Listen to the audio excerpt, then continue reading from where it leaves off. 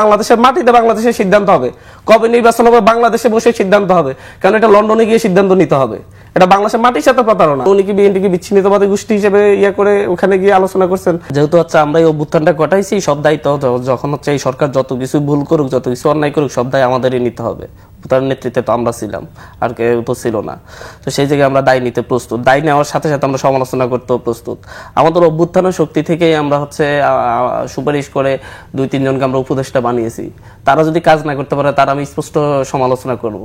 আমি আমার ভাই বারাদার বলে সেটা তো আমি চুপসে থাকবো না। আর মিডিয়ার দায়িত্ব নিয়েছেন, মিডিয়াকে কেন আপনি এখন পর্যন্ত সুন্দর একটা লাইনে আনতে পারেন নাই, লাইন আপ আনতে পারেন নাই? ভবিষ্যতে কি হবে? এখন থেকে যদি অবস্থা হয়, সামনের দিনে কি হবে? একই ধরনের আবার যে সরকার ক্ষমতায় আসবে, সেই সরকার আনুগত্য করা ছাড়া আর কিচ্ছু করার থাকবে না।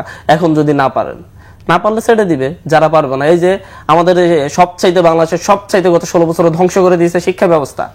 দলীয় লেজুর ভিত্তিক শিক্ষকদেরকে বিসি নিয়োগ দিয়ে প্রত্যেকটা জায়গায় লাঠিয়াল বাহিনীকে ছাত্রদের নেতৃত্বে আনতে বাধ্য করেছে। ছাত্রলীগের দখলদারিত্ব ছিল।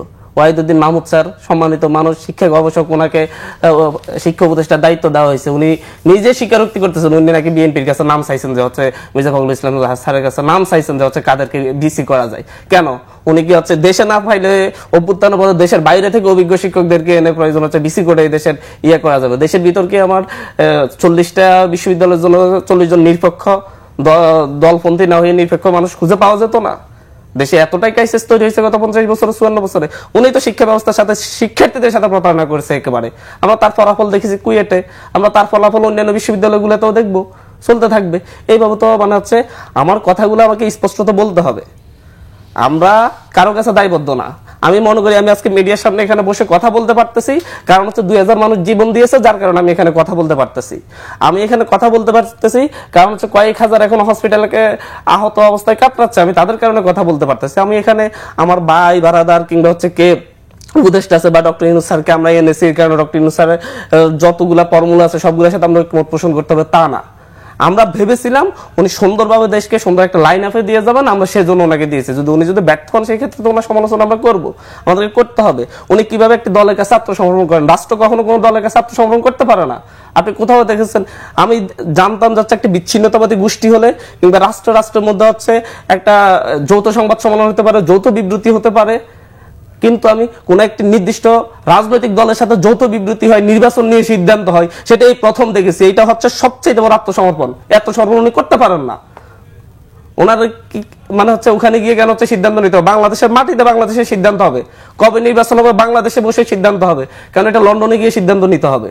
এটা বাংলাদেশের মাটির সাথে প্রতারণা। আমি তো কথা বলতে হবে, এটা কি আমি চুপ থাকবো? আমরা দেখছি নির্বাচন কমিশন কিভাবে আত্মসমর্পণ করেছে একটি দলের কাছে। প্রতারণাটা কিভাবে, সেটা একটু যদি আমার মাটিতে আমার দেশের রাজনীতি কি হবে সেটা আমার মাটি থেকে সিদ্ধান্ত হবে।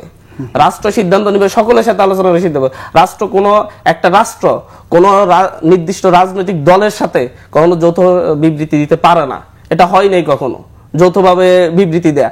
আপনার হয়তো বিচ্ছিন্নতাবাদী গোষ্ঠী হলে যায় রাষ্ট্রের ভিতরে, তারপর হয়, এর বাইরে কিছু হয় না। এখন উনি কি বিএনপিকে বিচ্ছিন্নতাবাদী গোষ্ঠী হিসেবে করে ওখানে গিয়ে আলোচনা করছেন? আপনি যত জায়গায় দেখুন, শ্রীলঙ্কায় বিচ্ছিন্নতাবাদী গোষ্ঠী করে নিয়ে বিদেশে বসে আলোচনা করে মীমাংসা হয়। বাংলাদেশে বিদেশে গিয়ে আলোচনা করার মতো পরিবেশ তৈরি হয় নাই।